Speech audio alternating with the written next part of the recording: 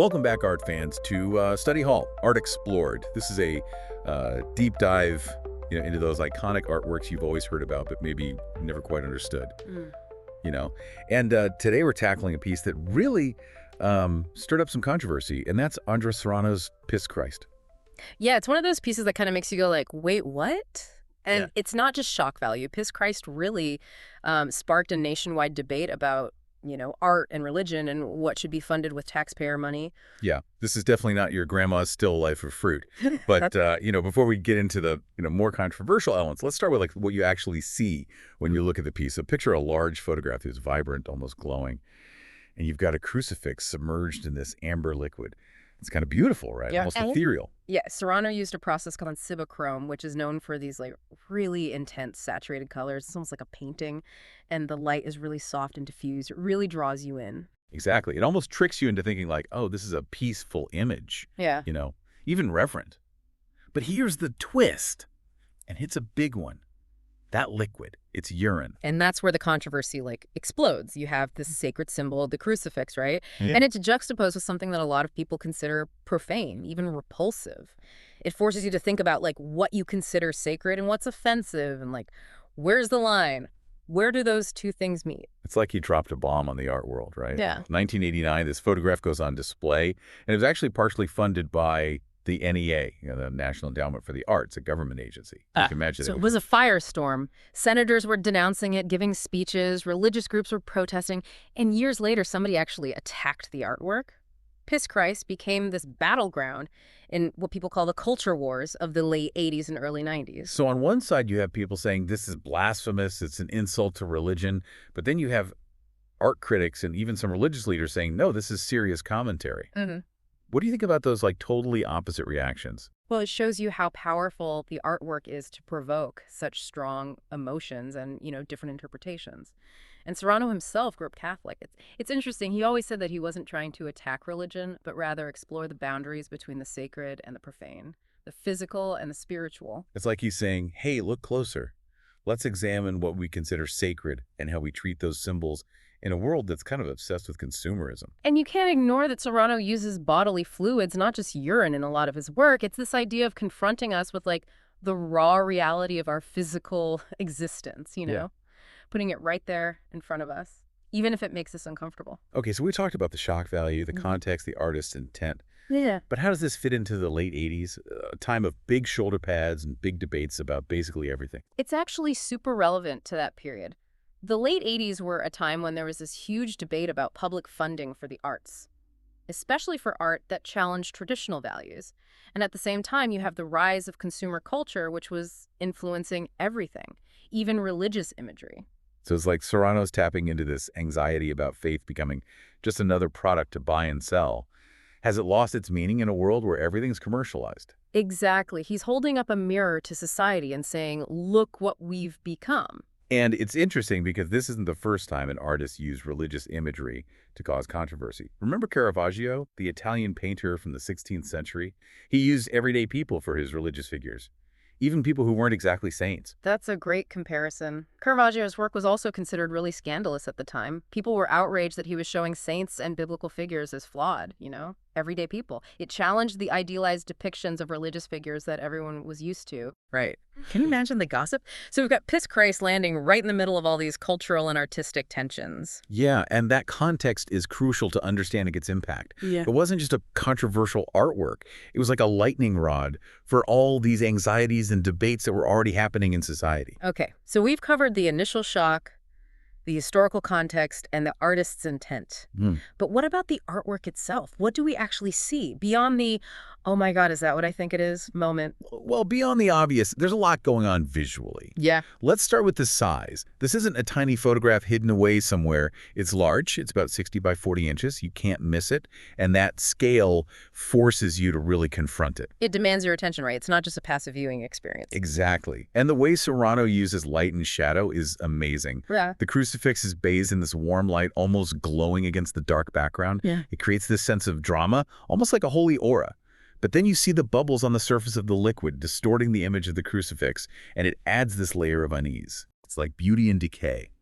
The sacred and the profane all mixed together. And I can't get over the crucifix itself. It's not some ornate jewel-encrusted masterpiece. It's a cheap plastic crucifix, the kind you might find at like a gas station. That's a really brilliant detail. By using a mass-produced crucifix, Serrano is emphasizing the commodification of religious imagery. It's like he's making a statement about how sacred symbols can become just another product in our consumerist society. So we see this interplay of contrasting elements. Beauty and ugliness, light and shadow, the sacred and the profane. It's all very intentional, meticulously composed. But the question is, what does it all mean? That's the million-dollar question, and the beauty of Piss Christ is that there's no one right answer. It's open to interpretation. Some people see it as a critique of the way religion is commercialized, others as a meditation on Christ's suffering. Some even see it as a commentary on the AIDS crisis, which was devastating the world at the time. Wow, I never thought about the AIDS connection. That adds a whole other layer. Right. It's like a Rorschach test. You look at it and your own beliefs, anxieties, and experiences are reflected back at you. It forces you to ask yourself tough questions like, what do I believe in? What offends me? And why? That's what's so fascinating about art, right? Yeah. It could be like a mirror to our own souls. But let's be real. This piece wasn't just a philosophical exercise. It had a real impact on the world. Absolutely. Piss Christ had a huge ripple effect that went way beyond the art world. It fueled the culture wars we talked about and led to intense debates about censorship and government funding for the arts. It became a landmark case study in what is considered acceptable artistic expression. It's amazing how one single artwork can ignite such a huge cultural conversation. And we're still talking about it decades later. Yeah. Why do you think Piss Christ is still so relevant today? I think it's because it dared to push boundaries. It challenged our ideas about beauty, reverence, and what we consider acceptable in society. It started conversations that we are still having today, forcing us to confront our own biases and beliefs and, our comfort zones. That's a pretty incredible feat for any artwork. Yeah, it's like a testament to the enduring power of art to, provoke and challenge and make us think differently. And sometimes that means getting a little uncomfortable. Definitely. But you know what? Discomfort can be a good thing. It can push us to grow and see the world in new ways. And on that note, I want to know what you, our listeners, think about Piss Christ. Did it make you uncomfortable? Did it challenge your ideas about art or religion? We've discussed a lot of interpretations, but in the end, the meaning of art is personal. What does it mean to you? What questions does it raise for you? And if you haven't already, I highly encourage you to seek out an image of Piss Christ for yourself. Don't just take our word for it. See it with your own eyes. Form your own opinions. Have your own internal debate.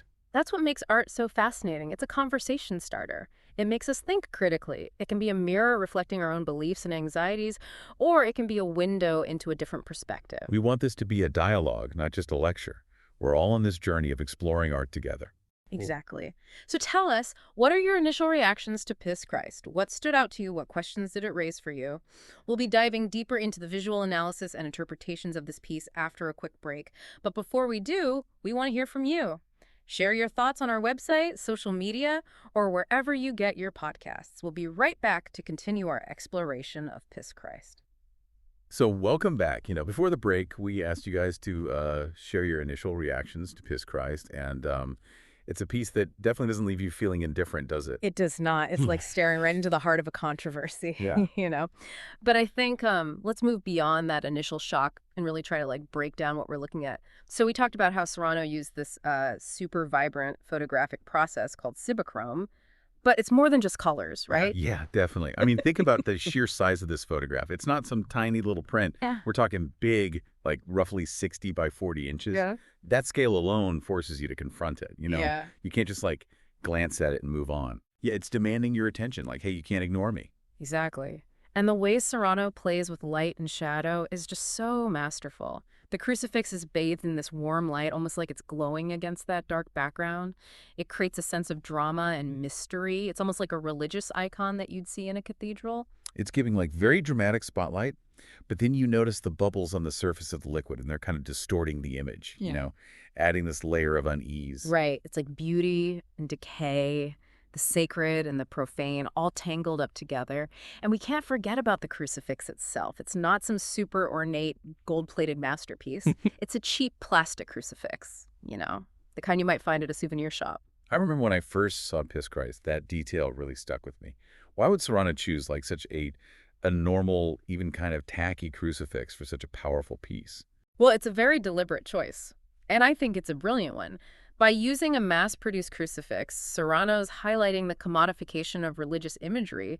It becomes a commentary on how even sacred symbols can be mass-produced and stripped of their meaning in a consumer-driven society. Yeah, it's like he's saying, hey, have we turned religion into just another product to buy? Which is a pretty uncomfortable question to think about, honestly. It is, and that's what's so powerful about art. It can force us to confront uncomfortable truths and question our assumptions and see the world in a new way. Totally. So we've got this complex visual language going on. Light and shadow, beauty and decay. Sacred and profane.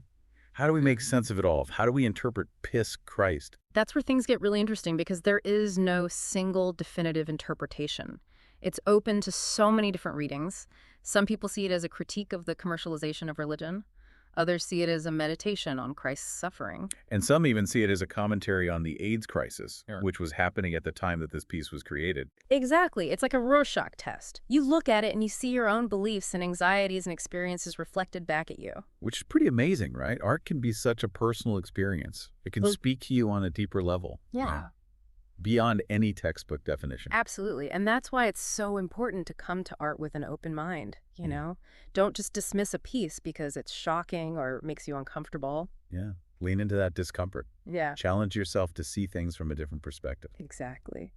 So to our listeners, what do you see in Piss Christ? What resonates with you? What challenges you? Art is a conversation, and we want to hear your voices. We've been exploring the visual elements and the historical context and all these different interpretations. But let's step back for a second and think about the lasting impact of Piss Christ. Yeah. This artwork didn't just exist in a vacuum, you know? It caused a national debate about art religion and censorship. It absolutely did. Piss Christ became this like a lightning rod for the culture wars of the late 80s and early 90s.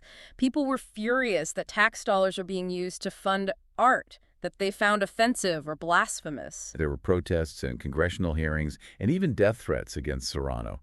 It must have been a crazy time to be in the art world. It was Piss Christ became a symbol of what some people thought as like the excesses and elitism of the art world. It really challenged what was considered acceptable, not just in art, but in society as a whole. What's interesting is that the debate around Piss Christ wasn't just about the artwork itself.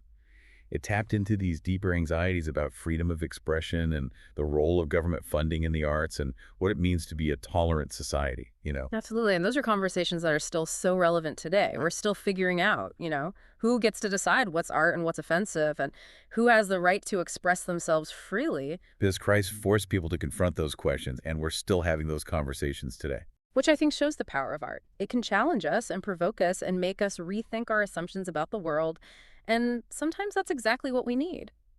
So as we're wrapping up our deep dive into Piss Christ, I think the big takeaway is that art isn't always about, pretty pictures or making you feel good. It can be messy and challenging and even controversial. And that's part of what makes it so fascinating, right? Art can spark dialogue and ignite passions and force us to confront uncomfortable truths, and that's something to celebrate. Totally. Yeah. And on that note, I want to leave you with a final thought. After exploring Piss Christ, has your understanding of art or faith or societal norms changed at all? What's your biggest takeaway from this whole deep dive? We want you to keep thinking about these questions and keep exploring art that challenges you and to keep having these important conversations. Thanks for joining us on Study Hall, Art Explored. We'll be back soon with another deep dive into the amazing world of art. Until then, keep exploring, keep questioning, and keep those creative juices flowing. Okay, so we've spent this whole deep dive, exploring Piss Christ. We've talked about the shock value, the visual elements, the context, the different interpretations, the impact it had. But at the end of the day, the most important question is, what does this artwork mean to you? Yeah, we've thrown out a lot of different perspectives, but that's the beauty of art, right? It's open to individual interpretation. What resonates with me might be totally different for you, and that's totally fine. Exactly. There's no right or wrong answer when it comes to interpreting art. It's about your own personal connection to the piece, Yeah. the emotions that it evokes, the questions that it raises for you. Think back to those initial reactions we talked about earlier. Did Piss Christ make you uncomfortable? Angry? Intrigued? Something else entirely. Those feelings are all valid, and they can be a starting point for, a deeper exploration of the work and even of yourself. And remember, being uncomfortable isn't always a bad thing. Sometimes the art that challenges us the most is the art that has the most to teach us, Yeah, it can make us confront our own biases and our preconceived notions about art and religion and even just our own comfort zones. And that's where the real learning begins. Yeah. So if you haven't already, I really encourage you to go and find an image of Piss Christ and look at it. Don't just take our word for it. Experience it firsthand. Let those visuals really wash over you and see what thoughts and emotions come up. Uh-huh. See what we did there? Wash over you. Okay. Bad jokes aside, really engaging with the artwork directly is so important. It lets you form your own opinions and have that internal debate and, really connect with the piece on a personal level. Yeah, and let's be real, it's a lot more exciting than just, reading about it in some textbook. Piss Christ is a piece that demands to be seen, to be felt, to be wrestled with. It's a reminder that art is not meant to be passive. It's an active experience. It engages our senses and our intellect and our emotions. Yeah, it's a conversation starter. Yeah. A catalyst for critical thinking. A mirror reflecting our own beliefs and anxieties right back at us. And sometimes it's a window into a different perspective, challenging us to see the world in a new light. So as we wrap up this deep dive into Piss Christ, I want to leave you with this final thought. Yeah. How has this exploration changed your understanding of art or faith or societal norms? Has it shifted your perspective in any way? We hope that at the very least, this deep dive has sparked your curiosity and encouraged you to engage with art that challenges you and provokes you and makes you think differently. Because that's the power of art, right? Yeah. It has the ability to transform us and to open our minds and to connect us to something bigger than ourselves. And that's something worth celebrating. Absolutely. So thank you so much for joining us on Study Hall, Art Explored. We'll be back soon with another deep dive into the fascinating world of art. Until then, keep exploring, keep questioning, and keep those creative juices flowing.